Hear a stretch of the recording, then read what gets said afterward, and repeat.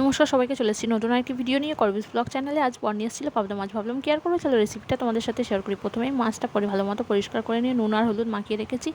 আর এখানে তেল গরম হয়ে যাওয়ার পর মাছটা ভালো মতো ভেজে নেবো। আর এদিকে দেখো 2 রকমের সর্ষে, পোস্ত, কাঁচা লঙ্কা পেস্ট করে রেখেছি, সাথে রেখেছি টমেটো পেস্ট আর কাঁচা লঙ্কা, তো আদাও গ্রেট করে রেখেছি। তো মাছটা ভালো মতো ভেজে নেওয়ার পর ওই তেলের মধ্যে দিয়ে দেবো কালো জিরে গ্রেট করে রাখা, আদা দিয়ে গ্যাসের ফ্লেমটা লো করে একটু নাড়াচাড়া করে তার মধ্যে দিয়ে দেবো হলুদ গুঁড়ো, লঙ্কা গুঁড়ো, সাথে দিয়ে দেবো টমেটো পেস্ট আর পরিমাণ মতো লবণ দিয়ে দেওয়ার পর দেখো চিড়ে রাখা কাঁচা লঙ্কাটাও দিয়ে দিলাম, একটু নাড়াচাড়া করে তার মধ্যে দিয়ে দিলাম সর্ষে পোস্ত পেস্টটা, তার মধ্যে দিয়ে দিলাম একটু নাড়াচাড়া করে পরিমাণ মতো জল। আর জলটা দিয়ে দেওয়ার পর সামান্য দেখো ঝোলটা ফুটে ওঠার পর দিয়ে দেবো ভেজে রাখা মাছগুলো। তো আমার এখানে ঝোলটা ফুটে হচ্ছে, আমি এখানে ভেজে রাখা মাছগুলো দিয়ে দিলাম। আর ভেজে রাখা মাছগুলো দিয়ে সামান্য একটু ফুটিয়ে নিয়ে ঝোল থেকে তেল ছেড়ে দিলেই আমার রান্না কমপ্লিট। তো ভিডিওটা ভালো লাগলে একটা লাইক করে দিও, চ্যানেলটাকে সাবস্ক্রাইব করে দিও। দেখা হচ্ছে পরের ভিডিওতে, টাটা।